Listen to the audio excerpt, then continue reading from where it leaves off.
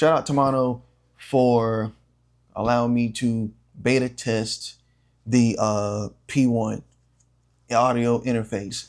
For those that don't know, we already have a collaboration partnership with them with our mics that are at the studio. So those are the MAONO PD 200Ws. We've been using those exclusively on the Creative Roots podcast. So we have a problem. I don't have any extra SD cards. All of my SD cards are at the studio set up for the client that is coming in tomorrow. So what I am going to do is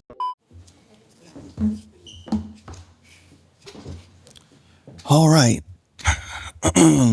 I decided to come to the studio because this is where the SD cards were anyway. So what I have in front of me is the MAONO P1 Audio Interface, and I don't remember if I said it before, but we have a collaboration partnership with them. And as you see, this is the mic that I referenced before, the PD 200W. Got those from Creative Roots, and they sent us 2 of them. So we've been using those exclusively here in the studio. First thing you notice when you open up the box is a connection guide. So it instantly tells you how to connect everything, where to connect everything to, and just come back and use it as a reference guide. You have your normal stuff that we push to the side. Then this is basically ways to get in contact, and then this side has helpful tips. So once you pop all of that out, what you don't see is this was actually wrapped.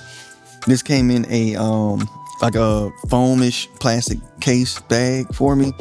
Like I said, I've been using it exclusively already for like a month and some change. So yeah, that bag is gone. That bag is gone. Once you lift this up, you're left with the USB-C cable. But one thing that I did like about this cable, so you got USB-C or USB-A. So the first thing I noticed when I picked the box up was that it had a little bit of weight to it, which for me and almost any other person that knows anything about audio interfaces, that's a good thing. That lets you know that this is not coming cased in cheap plastic. Like you can hear the metal. So it's a good build quality. It's basically metal all around. So the whole thing just metal. All these knobs, they're all clicky. I don't know if y'all can hear that. And it's just a smooth feeling with the click. Like you can feel every individual click with every knob. And on top of that, they all click in. Now, with these being clickable, basically being able to push them in like buttons, I know for the mic, the headphones, and the monitor, those are like your mute. I use these 3 all the time. This direct monitor button, it allows you to hear while you're talking. So on the side, we have a headphone jack, and then there's a 3.5 millimeter that goes directly to a camera. I've never, that I know of, had a camera that takes that. So if y'all know how this can be used and what it's used for, leave a comment down below, because I have no idea. I've been using my in-ear monitors. I got those a while ago as well. Being able to stream with this, I don't have any issues. Normally I would have a pair of headphones with the mic connected to it. This one, I've got a mic sitting on my desk on an arm similar to this one, and people can hear me just fine. So I just make sure that I can hear them through the headphones, make sure I can hear myself when I talk. Then we have this plus 48 volt button.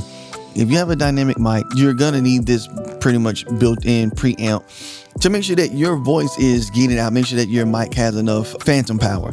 So make sure you use that. I have that turned on with the mic that I have at the house. I have the direct monitor turned on so I can hear myself as well. Now, this back plate, the IO, you have your standard microphone line input. You have the 1/4 inch line. Then you have your left and right for your speakers. It has a port for a phone, OTG, but the one I use is the one on the end that goes directly to my computer. This thing is basically plug and play. However, I do recommend going to download the newest firmware version. So something that I forgot to mention is when you have this plugged up, these have a green bar that goes around the actual knob as you turn it. That lets you know where the volume level is per knob, and once you click it, it turns red to let you know that that is muted. There is also an option, I believe, on the mic that if you hold it, it'll do auto gain. So it'll basically set your mic level for you per the game you're playing, or whatever you're doing when you're streaming. So overall, I have no complaints about this product at all. It does exactly what an audio interface is supposed to do, being able to mute on the interface instead of having to hit a quick key when I'm gaming, or quickly turn down the headphone knob, or go all the way back to my streaming platform. I can't say anything bad about this audio interface. I just can't.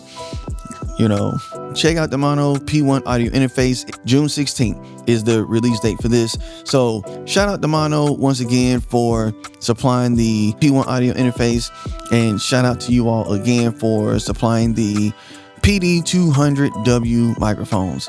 That is it for this episode, and I will catch y'all in the next one.